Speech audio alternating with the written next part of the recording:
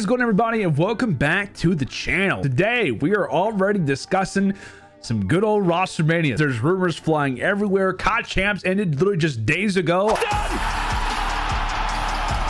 It's over! I'm here! Before I know it, we are talking about Modern Warfare 2. We're talking about all of these new teams and rosters. If you are new to the channel, by the way, welcome. We got all kinds of content coming your way during this off season.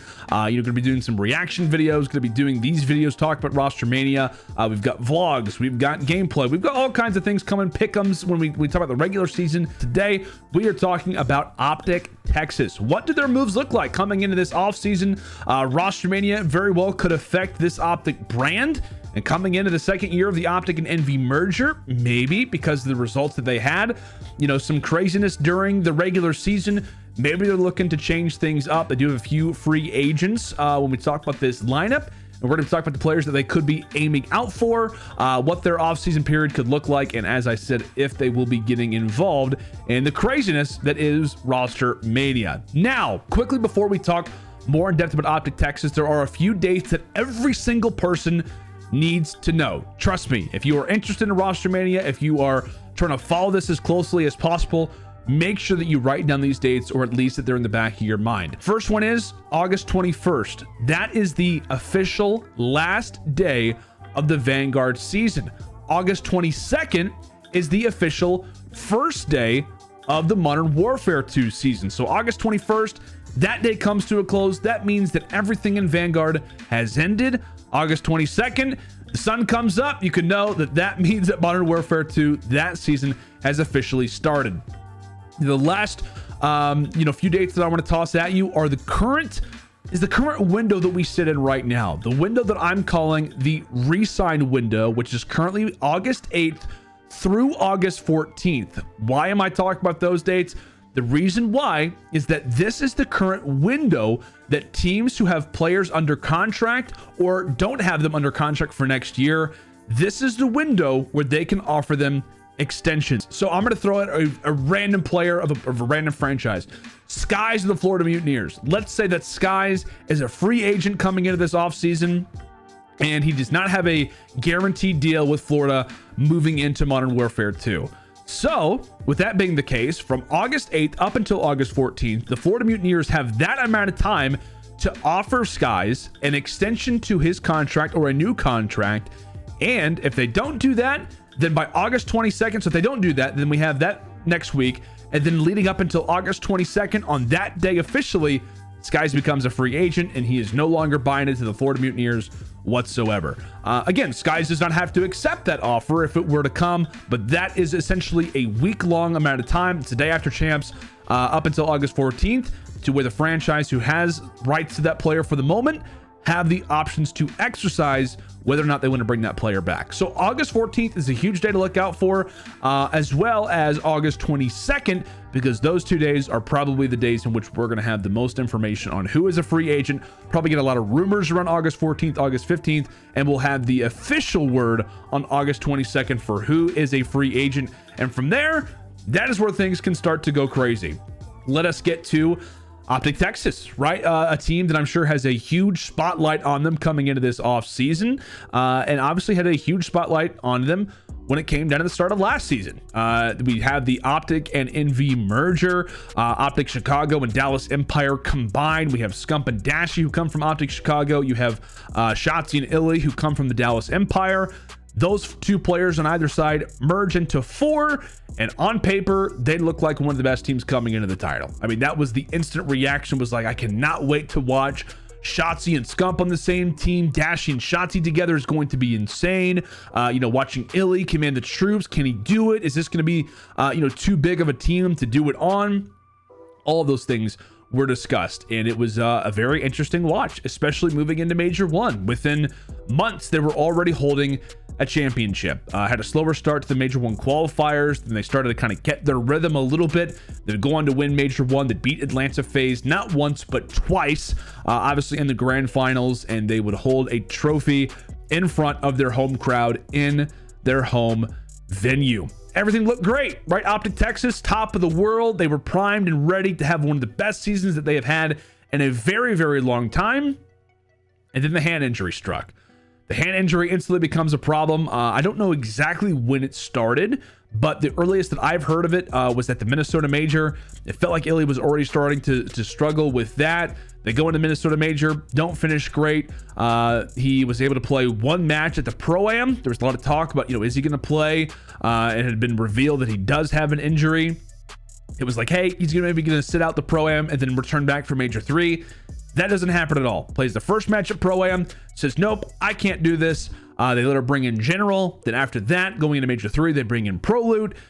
iLLeY does not play a single match. Like I said, after that first one at the Pro-Am, does not play a single game in the Major 3 qualifiers or at the Toronto Major, and then has to sit out throughout the first 2 games of the Major 4 qualifiers, plays the next 3, goes on to play in New York, and then goes on to play at Champs. And from there, OpTic Texas was never really the same.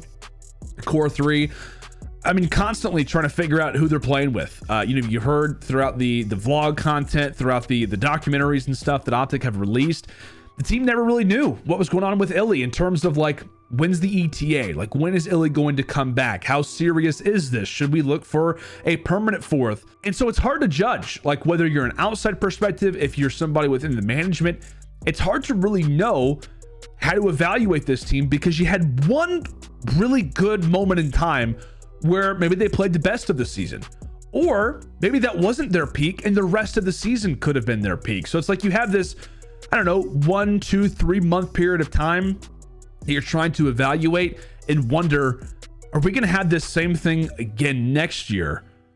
Or was, I don't know, a top 3, top 4 finishes, which is what they saw toward the end of the year. Is that really where this team is going to be? It's hard to judge as well, because if you are, I don't know, a coach or somebody in the front office and you're trying to make decisions, it's like, how do we really make decisions? Like, how do we really make decisions on a team that never really had the full season to show us what they've got? At the same time, how do we truly evaluate what was one tournament? It's a difficult spot to be in. And I felt like, while it was a small window of time, it was a great window, not just because they won, because you finally got to see what could be one of the greatest duos together. You saw Shotzzy and Dashy have an incredible start to the year, and we know that Shotzzy would start to kind of tailor off toward the end of the year. I feel like he was not really in his groove when it came down to like Major 3 and on. At Major 4 has a 0.95, Champs finishes off with a 0.86, which is just not Dashy, or rather not Shotzzy like at all. Start off the year was the MVP favorite. I mean, there was no doubt about it. It was Shotzzy. He would start to tailor off and then never really kind of be the same. Him and Scump didn't have great chemistry. It felt like, at least in the map, very off pace, just some very slow match performances when it came down to the engagements, just very off in that category as well. And then when you look at Dashy, he was the opposite. He was Mr. Consistent. Obviously deserved to be an MVP candidate without question. To me, I would probably put him as number 2 or number 3 on the year, not just from an in-game perspective, but also from the intangibles perspective. It felt like he made huge strides just as a competitor, as a player. There's been a lot of, mess tossed on Dashy's name about not being a great player to work with, showing up late to scrimmages. There was a lot of drama with the OGLA team back in MW, how he wouldn't show up, didn't take it serious. And I felt like this year, I think with the team, given the talent that they had, he stepped up his game to not just be a great player, but to be a great teammate. And it felt like the entire organization was a huge fan of the strides that he made this season. Now, the big thing for OpTic Texas, as we kind of come to a close on their season recap, is to talk about how free agency looks for them. So I did say earlier that they do have a few free agents. Those free agents are Shotzzy and iLLeY. So as it stands right now, if OpTic Texas does not have another conversation with Shotzzy and iLLeY, it means that as of August 22nd, they would be free agents moving into Modern Warfare 2. So we're currently sitting in that re-sign window. OpTic Texas could be offering them something. Maybe they go more in depth. Maybe there's a different deal to be done. A lot of different things can happen when we talk about contract negotiations. However, right now, conversations could be happening between this OpTic franchise as well as Shotzzy and iLLeY. Now, why are these two players free agents and not Scump and Dashy? My personal prediction, again, nothing merited in anything official, but what I imagine is most likely the case is that Shotzzy and iLLeY probably signed an extension after they won champs with Dallas Empire. Those contracts then have now led us to where we are right now under OpTic Texas, and so that is why their deals, their years are off in comparison to where Scump and Dashy sit for the moment. One interesting little tidbit that I think really the only noise that we've heard out of OpTic Texas, outside of Scump being on vacation right now, is that Rambo recently on stream, I think earlier today, or at least recently, talked about how, you know, from an organization perspective, he's gonna be pretty busy. As a coach, you're gonna be very busy during the off season, and he did say that we have a lot to handle during this off season as well. So does that just mean that they're looking to re-sign the players? Does that mean there's something bigger? Personally, now when it comes to the personal predictions, I look at that statement as not only do we need to re-sign these players, but also we need to figure out what's going on with iLLeY. Now, they may know 100% what's going on. I obviously do not. So I think it is a matter of them trying to figure out contract-wise, where do they sit for the moment, and what really is the status of iLLeY. Does he feel great coming into next year? Is all that stuff solved? Is it out of the way? Because the last thing that you want to have is a duplication or a setback of any kind after what you dealt with in Vanguard. And let's be real, right? Scump, how long is he going to play for? How long is the king of Call of Duty going to continue to keep playing? You know, we had that sit-down conversation, the one-on-one, where he was talking about Hex, and they were talking about, you know, how the season is probably approaching soon. Maybe it's coming down the line very soon.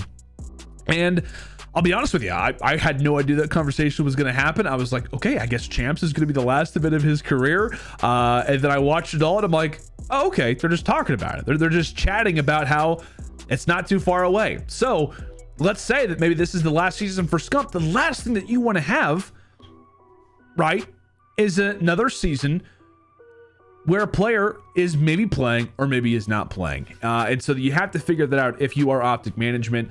You know, Scump, I think, tweeted out as well, this has been like his most difficult season as a player that he's ever had to deal with. You don't want to have that, right? Especially for a team who started off with so much promise at the start of the year. I think that definitely hurt this team a lot, to know that they know what they can be and to not be able to reach that because of unfortunate circumstances, I'm sure bugged them a lot. Now, when we talk about different options that OpTic could have, the realistic thing that I think that OpTic Texas do during this offseason is that they just simply re-sign Shotzzy iLLeY, right? Once they make sure that iLLeY is good to go, that he is ready for next year, if they haven't already done that, they make sure that is underway, they re-sign the players, and they go into Modern Warfare 2 with the exact same roster. As long as Scump is playing for next year, which again, I'm assuming that is the case. So I think that is option one. You simply re-sign these players back, you make sure they're under deals, and you move forward, and, you know, just basically bring back the team. You run it back, and hopefully you get back to that same Major 1 form that you saw, and it replicates itself coming into year 2, the first season of Modern Warfare 2. Now, the next option would be, at least in my eyes, I don't think there is a way that OpTic Texas lets Shotzzy go. I don't. I simply do not think that. I know we had a slower end of the year. I don't think that Scump and Shotzzy just no longer can work together. I think it absolutely has to do with iLLeY being in and out of the team. You know, whether it's playstyle differences, if it's just players maybe just not being on the same track, it would make perfect sense that would be the case with constant roster changes and constant substitutes coming in and out of the lineup. So if that is the case, or rather that being the case, I think that Shotzzy is back without a doubt. The only thing that I could see happening is that OpTic Texas either move away from iLLeY because of injury, or maybe not because of injury. Maybe they just weren't happy with how he played this year, or maybe with the concerns that could come with him. And so they decide to look for a flex. That, and or you could potentially see somebody like Scump decide, hey, you know what? I was not happy with how last season went. If Scump basically speaks up and says, hey, I don't want to have iLLeY for next year, maybe I want to run the flex, and maybe we should look for an SMG. So I think if you are looking at options for OpTic Texas, I think you look primarily for that flex role, or at least you're considering the flex role. But there's been a lot of murmuring, a lot of talk about how maybe Scump would want to run the flex toward the end of his year, closed out the way that he started. Because for those who don't remember, back in Black Ops 1, ran the FAMAS. Basically everybody did. But ran the FAMAS. In MW3, the title that he considers his greatest Call of Duty ever, he was running the ACR. He was running an AR in those titles. So maybe he wants to go out, close out his final few years, or final season potentially, and run it with an assault rifle, be alongside Dashy, be alongside Bruce, and allow for Shotzzy and another SMG to thrive. That is also a potential option number 2. So if we are looking at SMG options first, maybe you're OpTic and you're trying to study the market, you're trying to figure out, hey, who could be, in these situations. You could look first at a player like Hydra from the New York Subliners. We know that he, at least from the outside perspective, it sounds like maybe not everything is going great with the New York camp. They made a heroic end of to the closeout of the title at champs, but still didn't have the greatest placement, so it feels like those wounds are still a little open.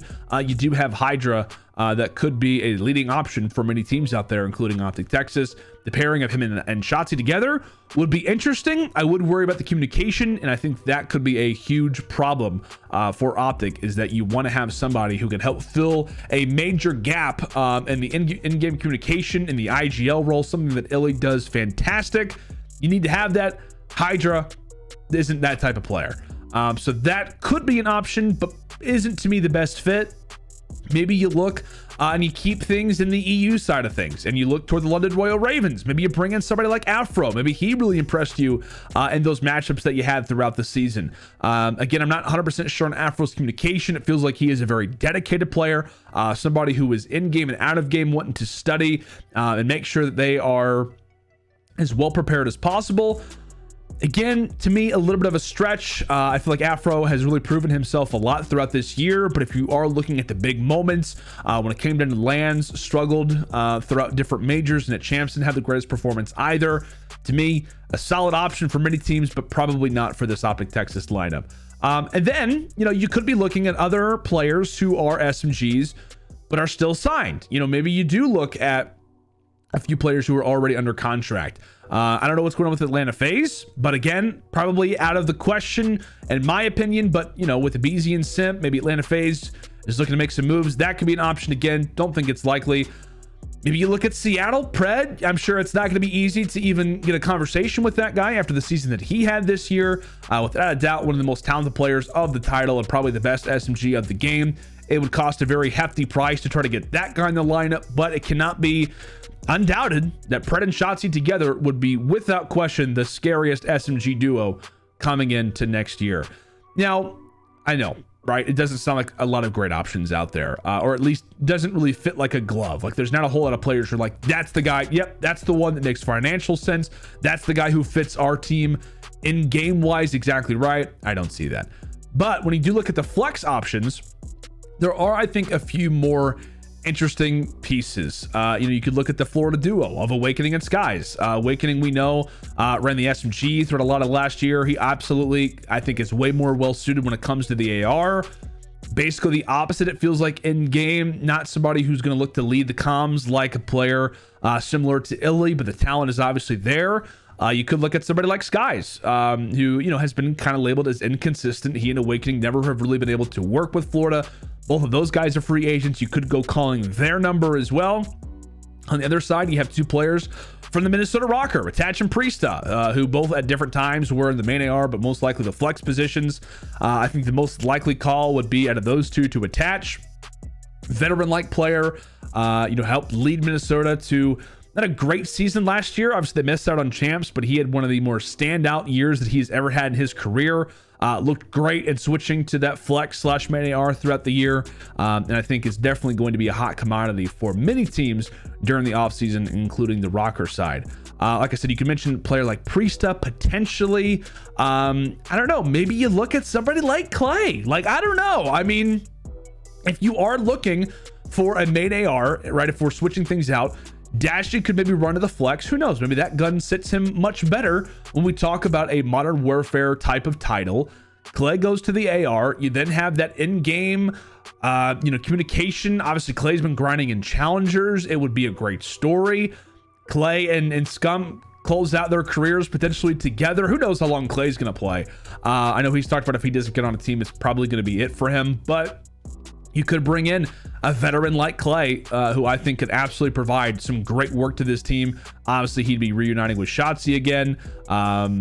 It's an interesting idea. It really is. It's an interesting idea. Not something that I would totally toss aside, but it could be a move that the OpTic Texas team look to make if they're not 100% confident in moving forward with iLLeY, or maybe iLLeY does have the injury and they want to bring in somebody 100%. I don't know. Maybe Clay's interested in playing for this team in challengers and then getting the opportunity to be brought in as a full-time player. Again, contract-wise, I don't know if that makes sense. The last thing I think you could look at if you are OpTic Texas is potentially looking in challengers. I just think that it's difficult, right? It is so difficult to try to look in challengers just simply from the fact that OpTic typically isn't a team who looks at the challenger scene. I mean, outside of like maybe for a substitute, I think that they want experienced players, and especially in Scump's last few seasons or season, I think you want to have a veteran or at least somebody that you know for a fact you can trust. Obviously, the number one option, somebody who's already a flex, would be somebody like Scrappy.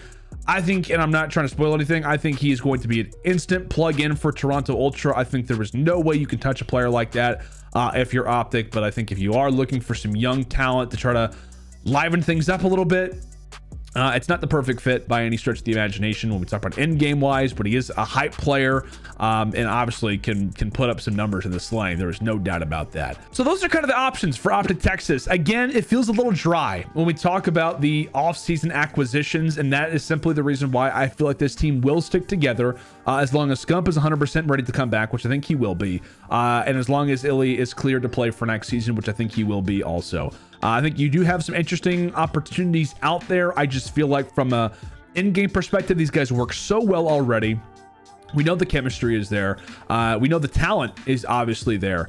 And I think when you look at the talent level that this roster has, iLLeY's almost like the perfect player. Like, he really is. I think that his skills, his in-game leading skills that was talked about while he was gone and his departure, the only thing that the other OpTic players said was how much that we miss him, how much that we miss what he can provide for us in S&D, what he can provide for us in crucial decision-making type of moments. It feels like iLLeY is that player. But again, who knows? Off-season is going to be interesting for many rosters out there. If we do see some very big blockbuster moves, maybe that could give OpTic Texas the ability to try and venture forward and what to them would be an improvement to their team. Like I said, I think undoubtedly the right decision to make and the most likely decision to make would be to bring back all 4 players. I think you would 100% bring back Shotzzy iLLeY. To me, is the only question mark that OpTic Texas could look to make. But who knows? It's going to be a fun offseason to find out what exactly does occur for this OpTic Texas team. It looks like they're going to try to run it back, but like I said, with some big moves possibly coming, we could be seeing some major moves in the making. So that's going to do it for this video. Make sure, again, if you haven't done so already, to like and subscribe to the channel. There will be a lot more off-season content to come. We're talking about ROSTERMANIA with basically every team that we can, along with some update videos as well. Thank you guys so much for tuning in, and I will see you back on the channel very soon.